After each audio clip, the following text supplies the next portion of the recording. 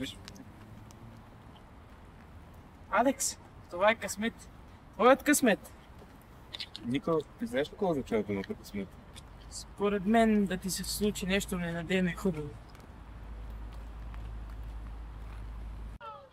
Нико, идва време за обяд, трябва да се измеря кръвната захар. Не те ли боли? Не. Всъщност като леко боцвам. Пък и като трябва да го правя 5 пъти на ден. Мен ме е страх. Нищо страшно не е. Пък и това трябва да го правя за цял живот, така че свика се. Ще пазя тайна. Няма да кажа на никой. Защо? Може да не те разберат. Може да се подиграват. Напротив, между трябва да кажеш на всички. Не всички. Да. Да се кажа на приятели, ученици, съученици, другите учители. И защо? В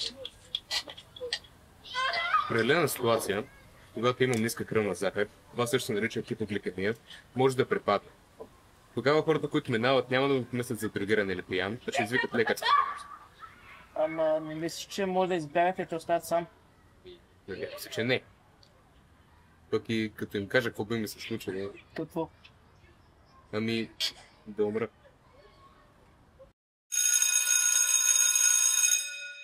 Деца, днес искам да поговорим за нещо сериозно. Както знаете, Алекс отсъства за по-дълго време от училище. Някои от вас знаят, други са чули, а трети не, но аз съм длъжна да ви предупредя. Алекс се разболял от диабет. Тихо, деца. За това искам да говорим. Родителите на Алекс са подготвили материали за всеки един от вас, които ще раздам в края на часа и ще помоля да ги прочетете.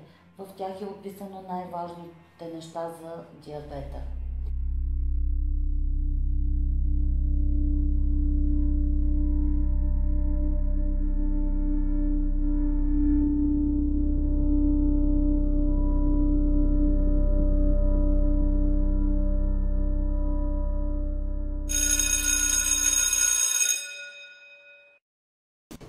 Добър ден, директор в клас. Добър ден, госпожо.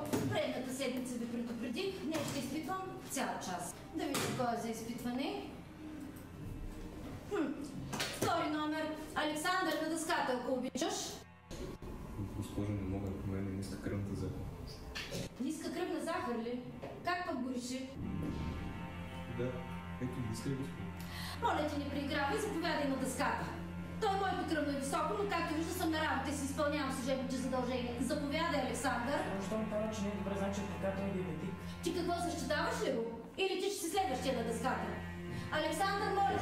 Единственото място, на което ще излезе отвън.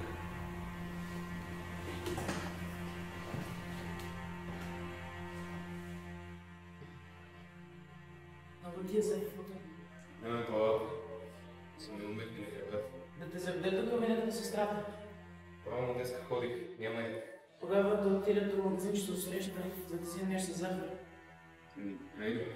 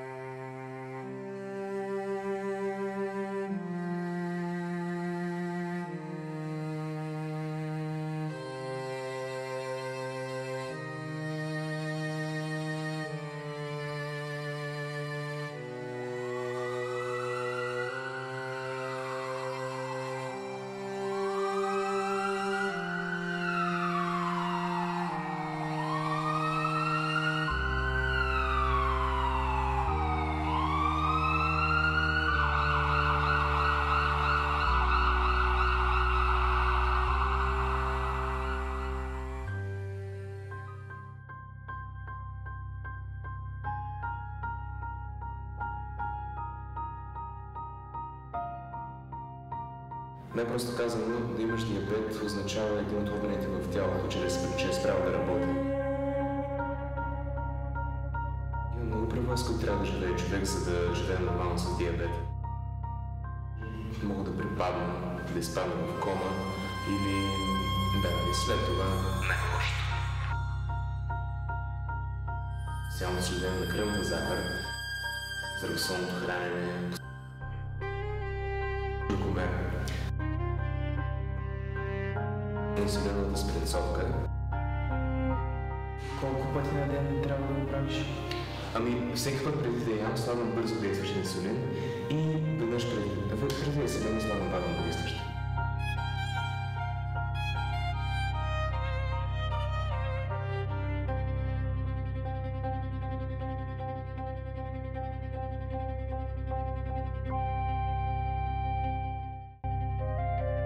Късмет.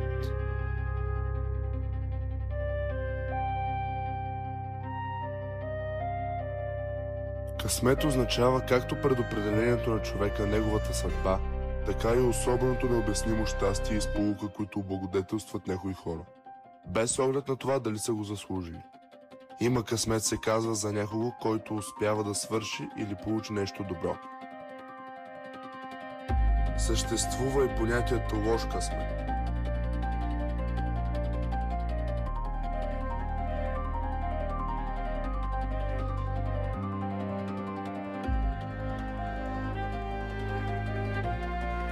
Късмет, диабет. Каква странна рима. Късмет ли е да се разболееш от диабет? Вероятно да. Но това за мен е лош, нежелан късмет.